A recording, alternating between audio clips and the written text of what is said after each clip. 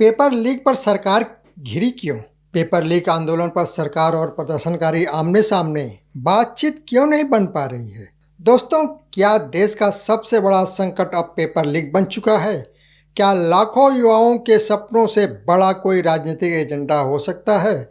और अगर सरकार सचमुच बातचीत के लिए चार चार बार आगे आई तो फिर आखिर बातचीत शुरू क्यों नहीं हो सकी? दूसरी ओर अगर प्रदर्शनकारी अपनी मांगों पर अड़े हैं तो क्या उनकी नाराजगी केवल एक परीक्षा तक सीमित है या यह वर्षों से जमा होते अविश्वास की आवाज है?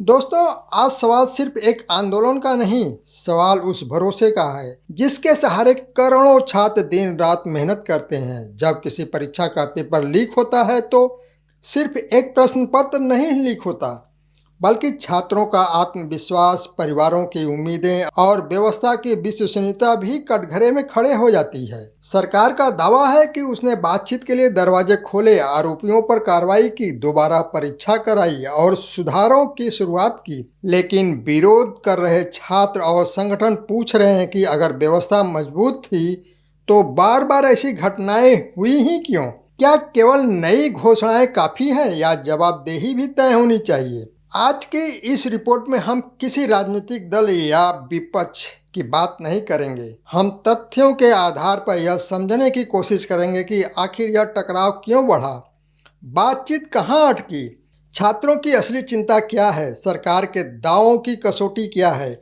और इस पूरे विवाद का सबसे बड़ा असर किस पर पड़ रहा है। क्योंकि आखिर में सबसे महत्वपूर्ण सवाल यही है, क्या देश की परीक्षा व्यवस्था पर भरोसा फिर से कायम हो पाएगा? नमस्कार, मैं आर्यन सिंह, आप देख रहे हैं न्यूज डंका। न्यूज डंका में आपका स्वागत है। दोस्तों, आज बात हो रही है देश की राजधानी दिल्ली का जंतर मंतर एक बार फिर राष्ट्रीय बहस का केंद्र बना हुआ है। एक तरफ सरकार कह रही है कि उसने प्रदर्शनकारियों को 4 बार बातचीत का प्रस्ताव दिया, दूसरी तरफ प्रदर्शनकारी कह रहे हैं कि केवल बातचीत नहीं, ठोस फैसले चाहिए। तो दोस्तों, सबसे बड़ा सवाल यही है, क्या यह गतिरोध संवाद से खत्म होगा या टकराव और लंबा चलेगा? दोस्तों, पेपर लीक की घटनाओं ने लाखों छात्रों का भरोसा हिलाया। कई प्रतियोगी परीक्षाओं को लेकर पारदर्शिता, सुरक्षा और जवाबदेही पर सवाल उठे। इसी मुद्दे पर जंतर मंतर में प्रदर्शन जारी है। प्रदर्शनकारी शिक्षा व्यवस्था में सुधार, परीक्षा प्रणाली को अधिक सुरक्षित बनाने और केंद्रीय शिक्षा मंत्री के इस्तीफे जैसी मांगें उठा रहे हैं। अब आते हैं सरकार का पक्ष क्या है। दोस्तों, केंद्रीय मंत्री डॉक्टर जितेंद्र सिंह का कहना है कि सरकार ने 4 बार औपचारिक बातचीत का प्रस्ताव दिया और किसी भी समय किसी भी स्थान पर चर्चा के लिए तैयार है।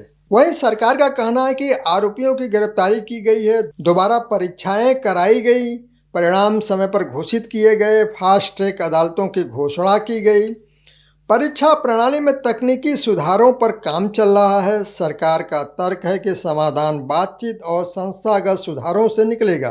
अब आते हैं प्रदर्शनकारियों के पक्ष को लेकर। दूसरी ओर प्रदर्शनकारी कहते हैं कि केवल आश्वासन काफ़ी नहीं है। उनका कहना है कि पेपर लीक की घटनाएं बार बार क्यों हो रही हैं, जिम्मेदारी तय क्यों नहीं होती है, परीक्षा प्रणाली में अस्थायी सुधार कब होंगे, छात्रों का विश्वास कैसे लौटेगा। उनके अनुसार पहले ठोस कदम दिखने चाहिए, फिर बातचीत का अर्थ निकले। क्या बातचीत ठुकराना सही रणनीति है? यहीं से बहस शुरू हो जाती है। यदि सरकार वास्तव में बिना शर्त बातचीत का प्रस्ताव दे रही है तो क्या उसे स्वीकार करना चाहिए, या फिर प्रदर्शनकारियों की यह चिंता उचित है कि पहले उनकी प्रमुख मांगों पर कार्रवाई का संकेत मिले?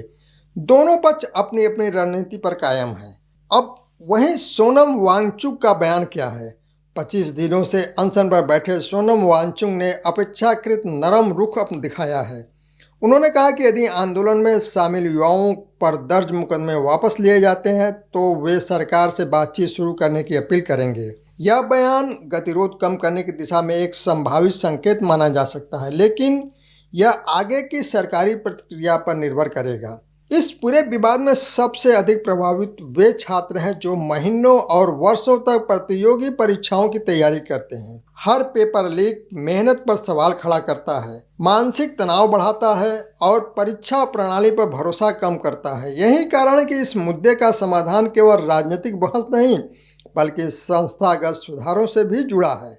वहीं आगे क्या होना चाहिए? कई विशेषज्ञों के अनुसार कुछ कदम उपयोगी हो सकते हैं। परीक्षा सुरक्षा को और मजबूत बनाना, तकनीकी निगरानी बढ़ाना, दोषियों के मामलों का त्वरित निपटारा और छात्रों के साथ नियमित संवाद। साथ ही आंदोलन और सरकार दोनों पक्ष यदि बातचीत की प्रक्रिया को आगे बढ़ाते हैं तो समाधान की संभावना मजबूत हो सकती है। इस समय दोनों पक्ष अपनी अपनी स्थिति पर कायम है। सरकार कहती है कि उसके दरवाजे बातचीत के लिए खुले हैं, प्रदर्शनकारी कहते हैं कि उन्हें कोई ठोस कार्रवाई चाहिए। अब देखना यह होगा कि पहले कौन कदम आगे बढ़ाता है, क्योंकि अंततः यह मुद्दा किसी एक संगठन या सरकार का नहीं बल्कि उन लाखों छात्रों का है जिनका भविष्य निष्पक्ष और विश्वसनीय परीक्षा प्रणाली पर निर्भर करता है। तो आखिर इस पूरे घटनाक्रम से सबसे बड़ा सबक क्या निकलता है? शायद यही कि किसी भी लोकतंत्र की असली ताकत केवल सरकार या विपक्ष नहीं बल्कि जनता का विश्वास होता है। और जब शिक्षा जैसी व्यवस्था पर सवाल उठते हैं तो यह बहस किसी एक परीक्षा, एक मंत्री, एक संगठन तक सीमित नहीं रहती, यह देश के भविष्य से जुड़ा सवाल बन जाती है। यदि सरकार का दावा है कि उसने बातचीत के लिए दरवाजे खोल दिए हैं तो उस संवाद का परिणाम भी जनता के सामने आना चाहिए। और यदि प्रदर्शनकारी व्यवस्था में सुधार की मांग कर रहे हैं तो उनकी बातों को भी तथ्यों और समाधान के साथ आगे बढ़ना होगा।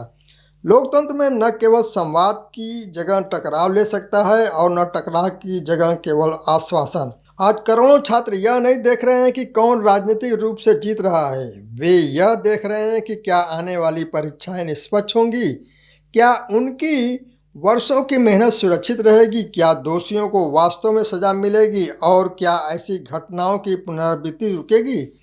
याद रखिए, सरकारें बदलती रहती हैं, आंदोलन भी समय के साथ समाप्त हो जाते हैं, लेकिन यदि शिक्षा व्यवस्था पर लोगों का भरोसा टूट जाए तो उसकी भरपाई वर्षों में भी नहीं हो पाती।